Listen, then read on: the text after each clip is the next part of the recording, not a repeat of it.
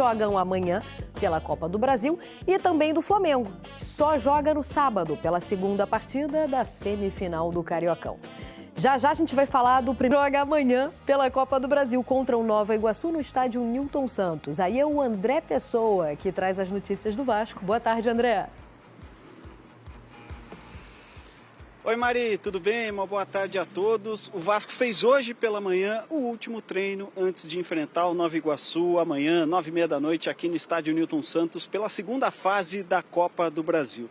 O técnico Fábio Carilli deve armar um time mais ofensivo, tirando um dos jogadores do meio de campo para a entrada de mais um atacante, que pode ser o angolano Lloyd Augusto. Ele que dos reforços contratados pelo Vasco foi quem mais jogou no clássico contra o Flamengo no final de semana. O Lloyd atuou pouco mais de 30 minutos. O Carilli vai poder contar também com o Paulinho, que não jogou no final de semana porque estava suspenso no Campeonato Carioca. O Tietê ainda é dúvida, sente uma lesão no joelho direito, está fazendo tratamento. A expectativa é de que ele possa ser relacionado e fique pelo menos como opção no banco de reservas. O Vasco, que não vence o Nova Iguaçu há 2 anos, desde 2023, de lá para cá, 4 jogos com 2 empates e 2 derrotas. Lembrando, Nova Iguaçu e Vasco, amanhã, 9h30 da noite, jogo com transmissão ao vivo do Sport TV. Mari. Semifinal. O Flamengo... O Campeonato Carioca é uma competição que não tem premiação. O Vasco da Gama não vai ganhar nenhum centavo com o Campeonato Carioca. Lógico que passado o Flamengo seria um baita de um presente para a torcida vascaína, que estava precisando lavar um pouco essa alma, mas a Copa do Brasil para o Vasco ela é mais importante do que o Campeonato Carioca, por questão financeira, por questão até de ser uma competição que tem mais prestígio. Então, o jogo contra o Nova Iguaçu na quarta-feira, já que se perdeu o jogo de sábado, ele acaba sendo mais importante do que o próximo jogo contra o Flamengo.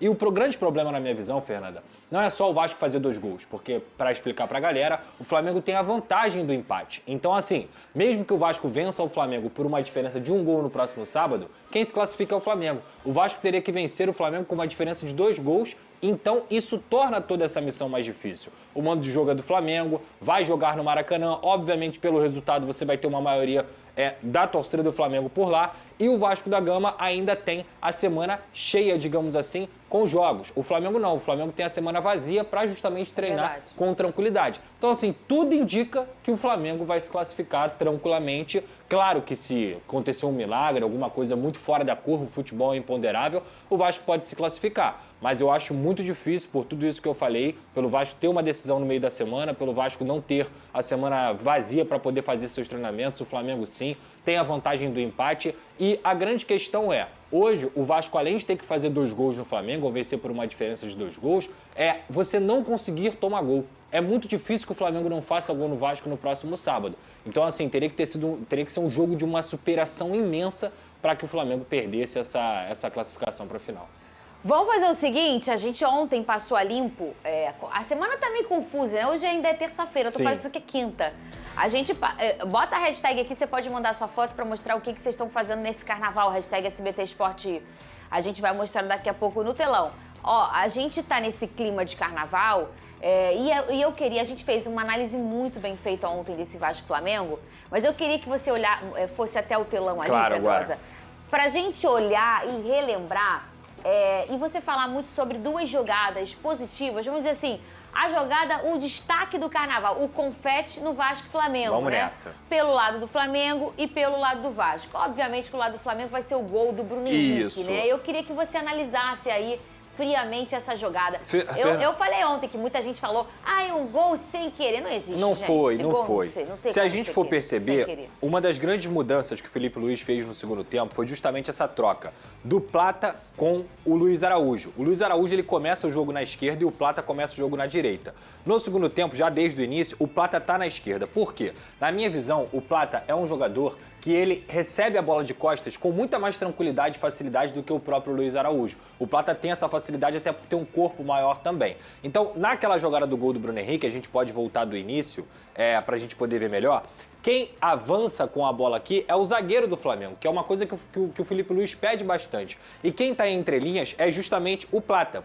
Quem erra nessa jogada, no caso do Vasco, é o Hugo Moura, que vai marcar o Léo Pereira. E o Hugo Moura tinha que estar marcando o Plata, para você não poder não dar espaço entre linhas. Então, quando o Plata recebe essa bola, voltando um pouquinho aí esses melhores momentos, quando o Plata recebe essa bola, ele tá sem marcação. E o Bruno Henrique, que é um cara muito inteligente também, ó, ele recebe sem marcação. Congelar, é boa. Pode voltar um pouquinho, pode voltar um pouquinho mais.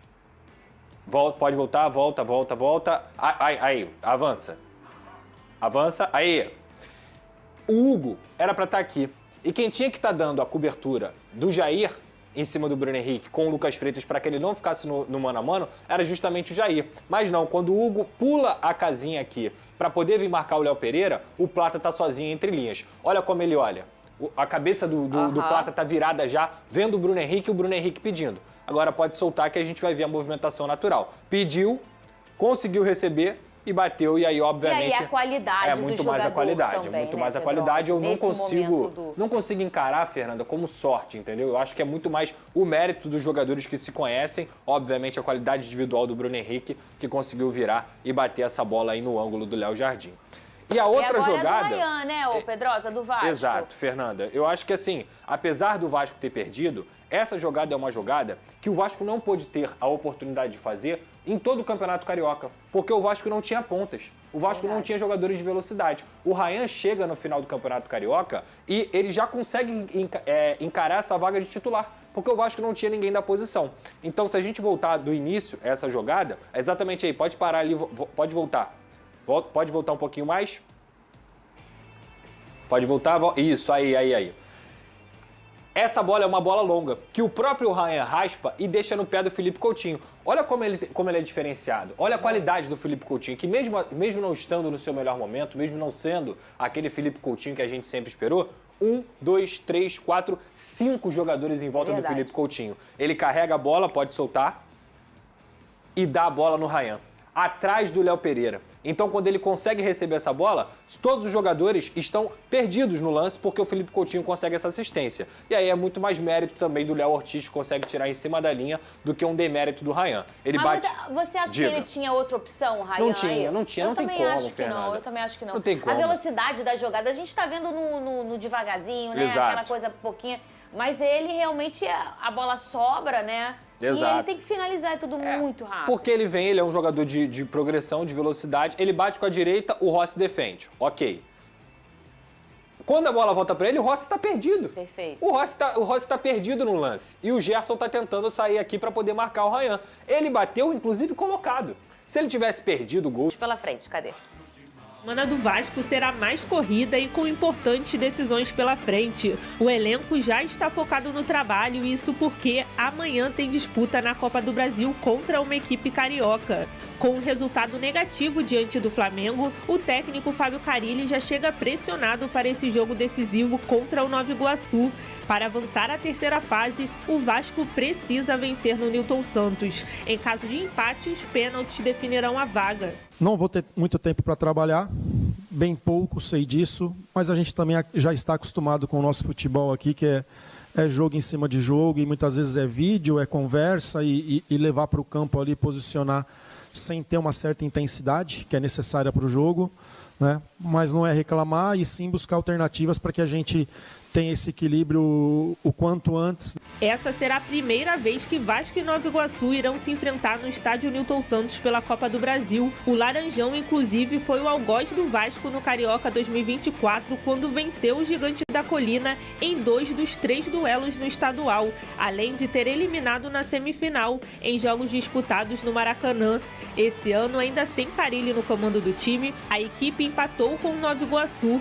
O Vasco chega na segunda fase após eliminar o União Rondonópolis por 3-0 na primeira fase. Põe na tela aí o carnaval de vocês. A gente já mostrou o nosso carnaval e agora... Bastidores, finanças e muito mais. Hora de falar sobre o Vasco da Gama, você já sabe, né? A partir de janeiro de 2026, Vasco passa a vestir Nike. Fornecedora de material esportivo, tem um acordo com o Vasco há 3 meses e esse contrato que passa a valer no ano que vem pode ter duração de até 7 temporadas. A Nike fez a melhor das ofertas que o Vasco tinha em mãos e não eram poucas. Em setembro do ano passado, o Conselho de Administração do Vasco chegou a se reunir para debater sobre outras 4 alternativas. manutenção do contrato com a Kappa, Diadora, Puma e Mizuno. A melhor oferta do ponto de vista financeiro era da Mizuno, que pagaria 14 milhões e 600 mil reais por um contrato de 4 anos. Um pouquinho abaixo aparecia a Puma pagando 14 milhões e 300 mil num contrato de 4 anos. A Diadora até pagava mais, 14 milhões e 900, mas por um vínculo de 5 anos, enquanto a Kappa decidia bancar 12 milhões e 100 mil por 5 anos. Apareceu a Nike com uma oferta melhor do que a dos concorrentes e acabou fechando. O grande problema é que o Vasco não teria tempo para ter uniformes da Nike em janeiro de 2025, levando em consideração que o acordo com a Nike foi fechado praticamente no último mês da temporada passada. Por isso, optou-se pela extensão do acordo com a Kappa até o fim dessa temporada, para que em 2026 a Nike assuma com tudo, pagando uma condição melhor. Estou atrás dos números e assim que eu conseguir já passo para vocês, beleza? Bora mudar de assunto e falar sobre Leonardo Jardim, uma das melhores opções do mercado do futebol brasileiro quando a gente fala em goleiro, especialmente levando em consideração o custo-benefício. Tudo porque o Léo Jardim tem contrato com o Vasco somente até 31 de dezembro, ou seja, ele já pode assinar um pré-contrato com qualquer outro clube do Brasil ou do exterior a partir de 1º de julho, e essa situação tem preocupado bastante dirigentes vascaínos. Já foram pelo menos 3 propostas recusadas pelo staff do Leonardo Jardim para ofertas feitas pelo Vasco para a extensão desse vínculo. A ideia do Cruz Maltino era ampliar o contrato até 2028, permitindo uma renovação automática até 2029 se metas fossem cumpridas no último ano do vínculo. A ideia do Leonardo Jardim é aguardar cenas dos próximos capítulos. Ele quer entender como é que o mercado no Brasil e no exterior vai se manifestar em relação a esse atleta de 29 anos de idade. Também existe especulação de que clubes brasileiros entraram em contato e por isso o Léo teria dificultado a renovação com o Vasco. Por que eu citei ele com o melhor custo-benefício entre os goleiros? Jovem, 29 anos de idade, para um goleiro é uma idade bastante promissora. Enorme capacidade técnica, muito bom debaixo das traves, também sai bem, incontestável à frente do gol do Vasco desde que foi contratado. E ainda chegaria a custo zero, embora no futebol essa ideia do custo zero meio que seja inimaginável, né? Se o cara está livre de qualquer vínculo com o clube, vai exigir uma compensação financeira de luvas. Mas diante desse cenário e com a dificuldade na contratação de goleiros, classifico Leonardo Jardim como a melhor oportunidade de mercado. Embora o Vasco ainda tenha a chance de tentar chegar a um acordo, deve precisar abrir os cofres para transformar o Léo Jardim em um dos mais bem pagos do elenco. Ele vale. Jogador que havia sido comprado do Lille da França em 2023 por 2 milhões de euros. Se perder o Léo Jardim, além de ficar sem um grande goleiro, o Vasco ainda não recupera esse investimento de 2 milhões de euros. Caberia no seu time do coração? Já use o espaço para comentário e registra o que você pensa sobre o assunto, beleza? É uma semana importante para o Vasco, começando amanhã com um jogo contra o Nova Iguaçu, no Newton Santos. O time da Baixada Fluminense até tentou vender o mando de campo para fora do estado, mas acabou não conseguindo e aí virou uma boa notícia para o Fábio Carille, né, que vai evitar uma viagem, vai conseguir ficar aqui no Rio e se preparar para essa partida importante, lembrando que é só um jogo, então se empatar vai para os pênaltis e vale vaga na terceira fase da Copa do Brasil, um jogo muito importante para o Vasco. E o Vasco no final de semana tem o Flamengo, jogo de volta da semifinal do Campeonato Carioca, está em desvantagem, perdeu o jogo de ida por 1-0 e agora tem que vencer por 2 ou mais gols. Falando mais do Nova Iguaçu, o Vasco tem algumas questões. O Paulinho estava suspenso, não jogou contra o Flamengo, volta à equipe, mas ainda não se sabe se ele vai começar no time titular ou se o Carille vai poupar para o jogo contra o Flamengo. Ele é uma peça importante no meio-campo. E outra peça importante, o Tietê não vai jogar contra o Nova Iguaçu, ele está com dores na perna direita e vai ser poupado para o jogo contra o Flamengo para voltar ao time titular diante do rubro-negro. Os 3 reforços, Garré, Nuno Moreira e Lloyd. O Garré e o Lloyd entraram contra o Flamengo e devem ganhar mais minutos contra o Nova Iguaçu. E o Nuno Moreira, meio-campista, deve ganhar uma chance no time titular. Ele ficou no banco um tempo inteiro contra o Flamengo e deve jogar, deve fazer a estreia dele pelo Vasco agora na Copa do Brasil, diante do Nova Iguaçu. E então esse é o cenário do Vasco para essa semana, 2 jogos muito importantes que vão definir aí o futuro do time para o próximo mês, que depois já tem o Campeonato Brasileiro visando no final de março, Bruno e Jailson.